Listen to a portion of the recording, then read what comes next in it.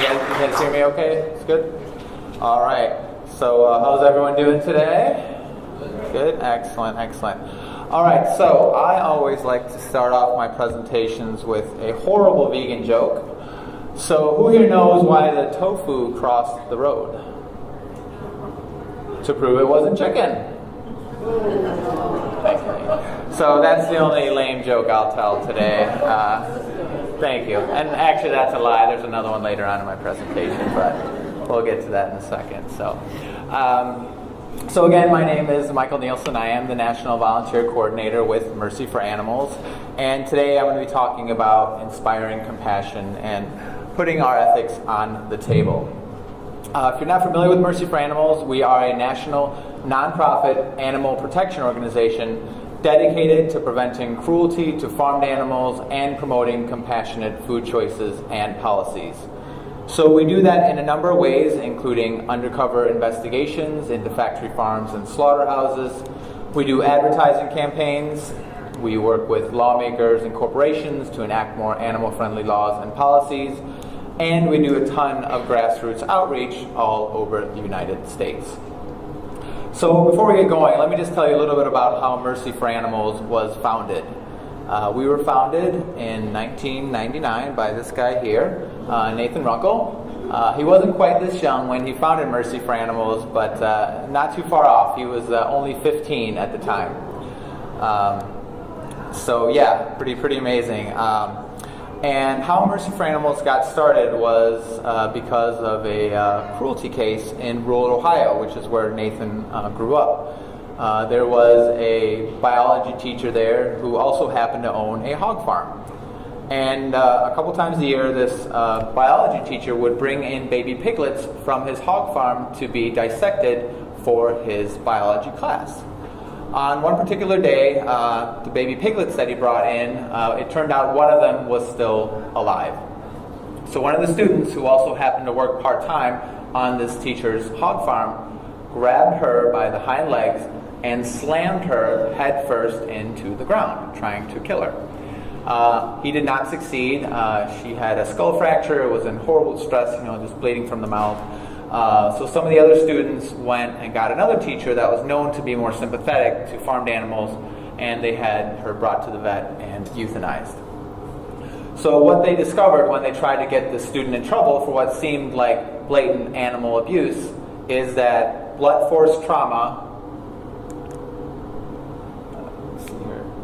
right there, blunt force trauma to a baby piglet is an absolutely legal way to kill a baby piglet. So this made Nathan realize that there was a real need for farmed animal protection in this country, and as a result, he founded Mercy for Animals. So this is what Mercy for Animals looks like today as far as outreach goes. Investigations, education, which I'm a part of, our legal advocacy department, and then corporate outreach. And as you can see, we all kind of work together to reduce the suffering of farmed animals. Okay, so who here has ever heard of Dr. Jane Goodall? All right, most of you guys did. So she once famously said, "We have to understand we are not the only beings on this planet with personalities and minds." So Dr. Goodall was one of the first people to study the minds of animals, and one of the ways that she did this was by going out and living with chimpanzees in the wild. In doing so, she realized that many of the characteristics that we thought were unique to people were in fact not so unique. Things like language, culture, showing empathy, and the use of tools. Also, the touch of cold metal on skin. So like Dr. Goodall, other animal behaviorists started studying the minds of dogs, cats, and most recently, farmed animals: cows, pigs, chickens, turkeys, and fish. And the more we learn about these animals, the more we see that they are unique individuals with their own personalities and minds, just like chimpanzees, dogs, and cats. So this is my guy Oliver here. He was rescued from a shelter in Indiana about 7 years ago. How many of you guys here grew up around dogs and cats? All right, most of you guys did. So I think, it's living with these animals that's helped show many of us, they have needs, likes, dislikes, and emotions. We can kind of tell when they're happy or sad, when they're feeling real playful, or just in the mood to sleep all day. And I think most of us have also learned that they are all different from one another. Would you guys agree with that? Again, that's exactly how farmed animals are. Unique individuals with their own personalities and minds. So again, I think anyone that's spent a significant amount of time with an animal knows that, like us, they have emotional and social lives and a zest for living. Like us, they have unique personalities and are capable of experiencing joy and suffering as well as pleasure and pain. They are mothers and fathers, and they have friends and family whom they care about. And their lives do matter to them. So this is an image of a dog used in a dog fighting ring. You can see how messed up his face is. His one eye swollen shut, scabs and scrapes all over his face. His one leg's broken. And this is generally the type of image that people think about in this country when we start talking animal cruelty. A high-profile case of an individual acting maliciously or sadistically towards a dog or a cat. The Michael Vick case from a few years back comes to mind. And there's no doubt that this type of cruelty is important to prevent. But the vast majority of animals that are abused and exploited in this country are not dogs and cats. They are farmed animals. So normally I ask this question, but we have a pretty smart crowd here today, so I won't even bother. The answer is 9 billion. And of course the question is, how many land animals do we kill in this country every year? 9 billion, again, billion with a B. That breaks down to be about 8.5 billion chickens, around 244 million turkeys, roughly 120 million pigs, and around 34 million cows. This here is a visual slaughterhouse line that kind of breaks down some of those numbers a little bit more. So you can see about 287 chickens are killed per second in this country. Almost 4 pigs are killed per second. And a little over 1 cow is killed per second in this country for food.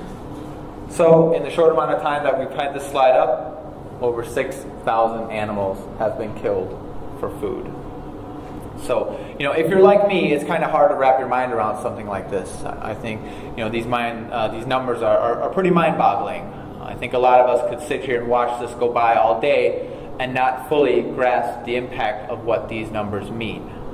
There's a saying that goes, 1 death is a tragedy, 1 million deaths, or in this case, 9 billion, is just a statistic.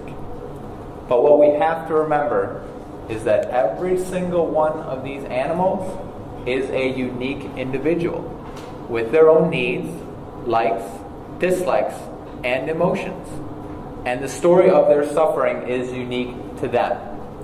So hopefully as we go through today's presentation, we'll see that a little bit more as we learn about what their lives and deaths are like.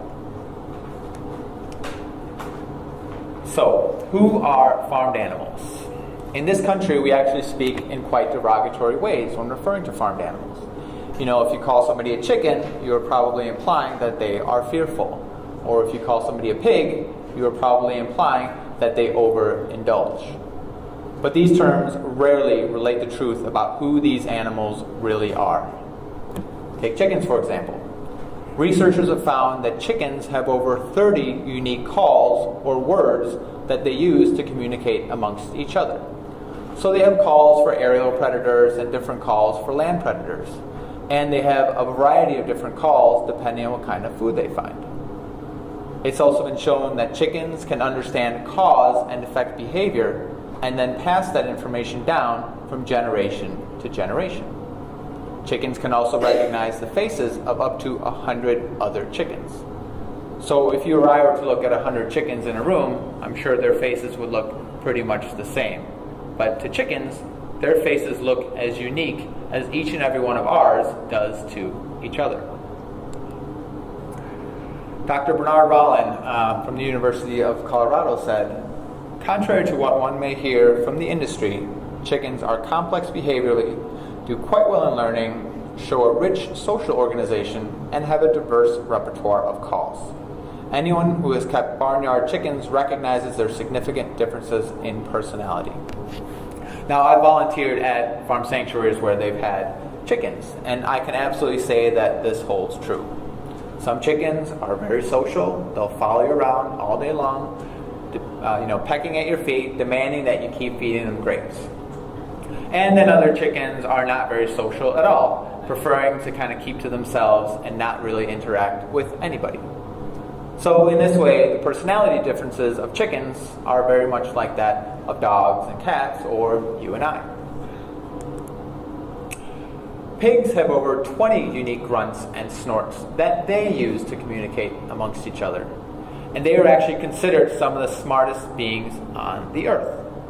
In fact, they are ranked 6th smartest animal, which puts them right up there with chimpanzees, dolphins, orangutans, and elephants. The researcher Dr. Donald Broom said, pigs have the cognitive ability to be sophisticated, even more so than dogs, and certainly 3-year-olds. So when he says 3-year-olds, of course he's talking about 3-year-old children. Now I have a 3-year-old niece right now, and you probably know somebody about that same age as well. And to me, it's very interesting to think about, all the things that's going on in my niece's mind, her developing sense of humor, her intelligence, her curiosity. These are all similar things that are going on in the mind of a pig. Researchers have also shown that pigs can learn how to play video games, like this pig here, using a special joystick to play the old Atari game, Pong. So again, I don't know about your dogs, but my guy Oliver would definitely not be able to learn how to play a video game. So we know that, that pigs are pretty darn smart. I have heard that some researchers are working on teaching them how to play the game Dance Dance Revolution, but I'm not quite sure how that one's going. So that was my second lame joke, by the way. So cows are considered some of the most peaceful and angelic creatures on the earth. We can kind of think of them as like elephants in that they travel in large herds and develop these incredibly tight family bonds. It's also been shown that cows have really intense emotions and can even hold a grudge towards another cow that might have wronged them sometime in the past. For a long time, animal behaviorists didn't know much about fish, but today we know that they experience pain in very much the same way that mammals do. It's also been shown that fish can experience pleasure, know how to use tools, and have a memory span of at least 5 months. So I share this information about the intelligence of farmed animals because I think if people knew, they would treat them differently.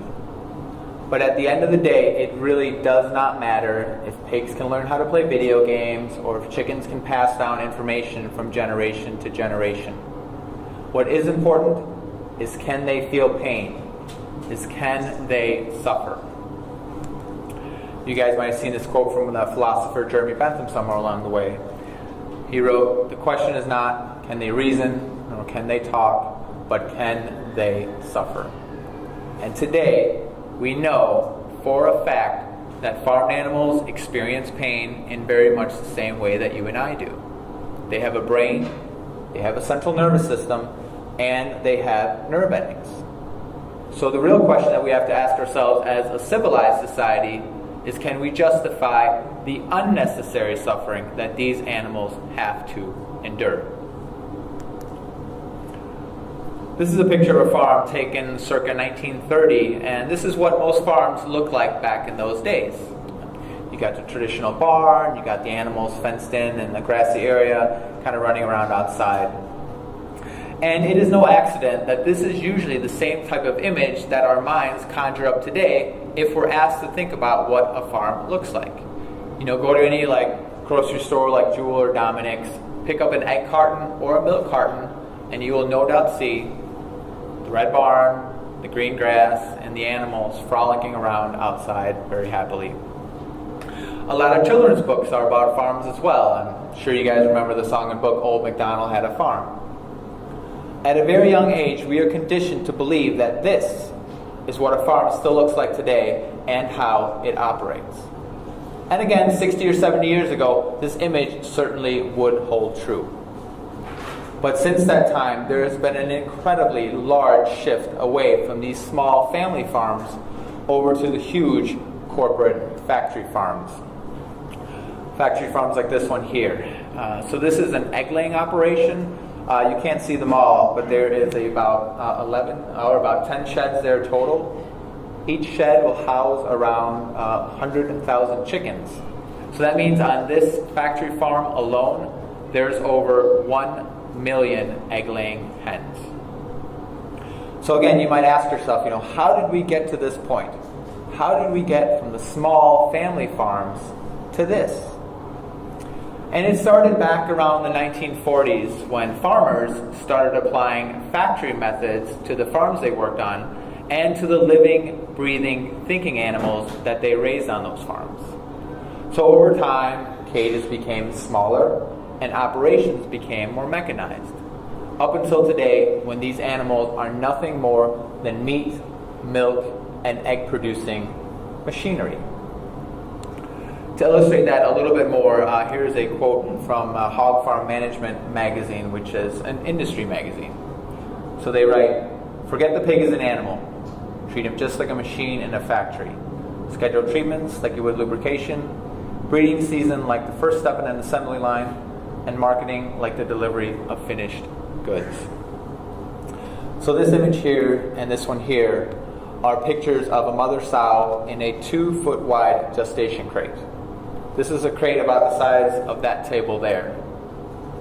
She will spend about 4 months straight in this crate, only being let out once to give birth, after which she will get put into a very similar crate.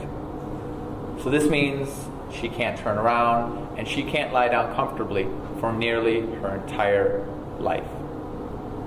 So it doesn't take a genius to figure out that these highly intelligent animals, which are smarter than dogs, go absolutely insane with nothing to do all day but stand on this metal grate. They end up standing in their own waste with no physical or mental stimulation for months on end. A lot of them resort to repetitive bar biting like this one here, or just slamming their heads up against the sides of their cages. These are the same signs of mental collapse that we'll see in humans who are in mental health institutions. Today, the chicken industry has become so specialized that there's basically only 2 types of birds bred. The chicken here on the right, on the left, is one raised for eggs. She is bred to be incredibly small, so this way that many more of them can be crammed into a single cage. The chicken here on the right is one bred for meat, and she is fed growth hormones and steroids in order to be to grow at an incredibly fast pace, and is sent to slaughter at around 47 days old. So let me get back to the chickens raised for meat here with a little chart from my buddy Harish at countinganimals.com. So on the horizontal, we have the average age of a chicken in days. On the vertical, the average live weight in pounds. So back in 1925, chickens were sent to slaughter at around 112 days, weighing a little over 2 pounds. Fast forward to the 1950s, and they were sent to slaughter at about 72, 78 days and weighed around 3 pounds. Go to the year 2000, and they were sent to slaughter at about 47 days old, weighing about 5 pounds. And today, they are sent to slaughter again at 47 days old, weighing 6 pounds. In 1925, at 47 days old, they weighed just 1 pound. Today, they weigh 6 times as much. So that kind of gives you an idea of just how fast and unnatural this weight gain really is. Another way to look at it is by a study done by the University of Arkansas, who estimated that if children grew at the same rate as chickens raised for meat, they would weigh over 300 pounds by the age of 3. So again, you can only imagine, what this does to, their hearts and their joints, and a lot of them can't even stand up or walk around. About 95% of the chickens, or about 95% of the eggs consumed in this country comes from chickens raised in battery cages like this one here. They will spend their entire lives in here, which means they never get to breathe fresh air, they never get to see sunlight, and they never get to walk in the dirt. Their most basic instincts are suppressed. So they will never build a nest, and they will never perch in a tree. 63 square inches, which is about the size of your standard iPad or tablet computer, that is how much space your average egg-laying hen gets to spend her entire life on. So, imagine putting a tablet computer in your hand, placing a chicken on top of that tablet computer, and that is how much room she has to spend her entire life on. So obviously she can hardly turn around, and she definitely can't, she can't spread her wings. If you ask me, how we treat egg-laying hens in this country is one of the worst forms of abuse that we have out there. And of course, the factory farming system has also made its way to the dairy industry, where dairy cows are kept indoors on concrete floors instead of outdoors in open pastures, as the industry would have us believe, with their happy cow commercials. When we think of milk production, we generally think of somebody, pulling on a cow's udders, but this is something you will never see on today's modern dairy farm.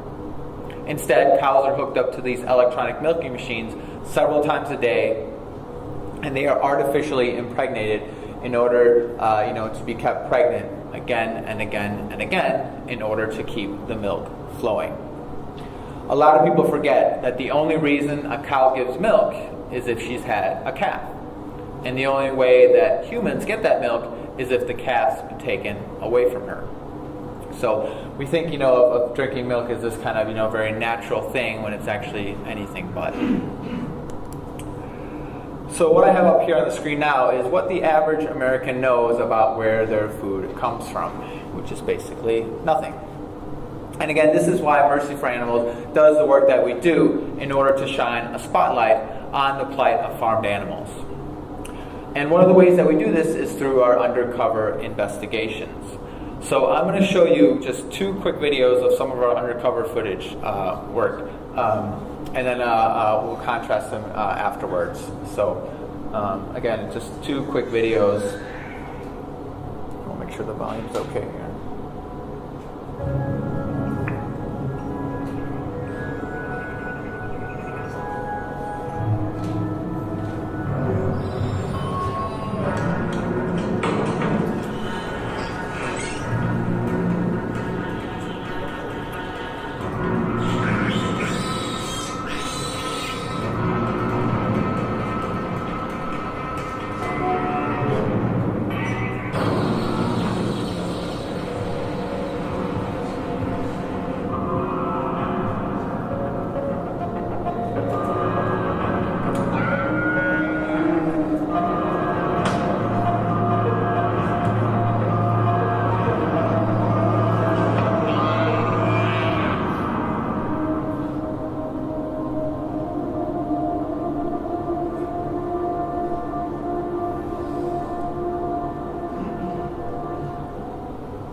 So that was one of our newer videos that we put out earlier this year. The next one I'm going to show you is some raw footage from some of our investigations.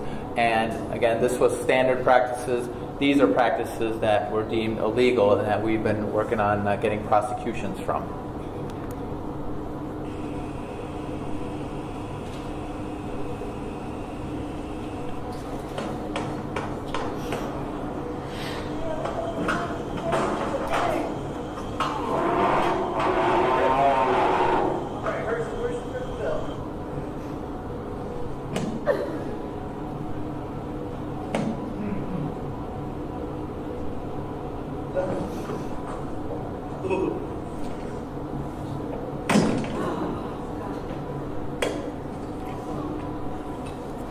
Alright, so you guys kind of get the idea. So again, first video, perfectly legal stuff. Second video, illegal stuff. Now, I challenge anyone, if we took those clips and we mixed them up, kind of sliced them together, I challenge anyone to go through and go, oh, okay, well, this is obviously legal to do to an animal. This is definitely illegal to do to an animal.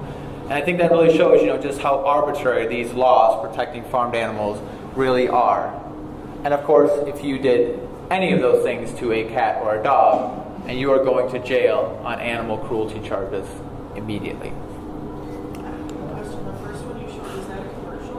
Yeah, it was one of our new videos. Yeah. And you can find that on our website, mercyforanimals.org.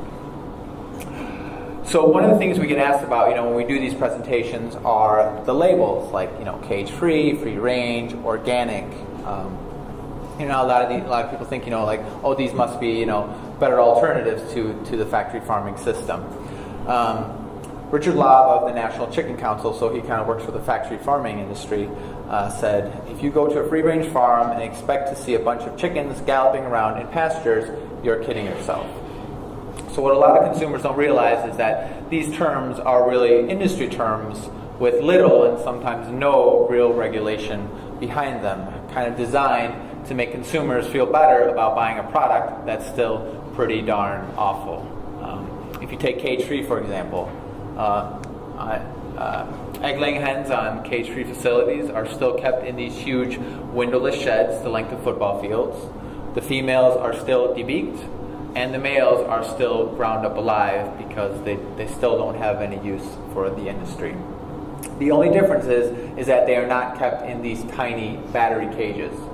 So while that's marginally better than life on your standard factory farm, the conditions that we find within these places would still shock and horrify most Americans.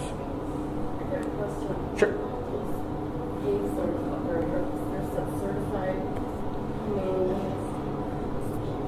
Walmart, and they're like $4 a dozen. Yeah. They're certified humane, and I think they have the approval of some kind of certified humane. Yeah, it's these things that sounds very nice, that it's certified by this and this organization. But if you go back and I can't speak to the specific one you're referring to, but if you go back and do a little bit of research about what these rules and regulations really mean, chances are you'll find that it doesn't mean very much, if anything at all. So this is one of my favorite cartoons to kind of speak to this point as well. And it's called Feel-Good Marketing of the Civil War Era. And the one lady saying to the other, well, this petticoat is made from organic cotton picked from free-range slaves. Now, obviously today this is an absurd statement to make. But I really don't think it's going to be too much longer before, if you plugged in, free-range chickens or something like that, that statement is going to be just as absurd.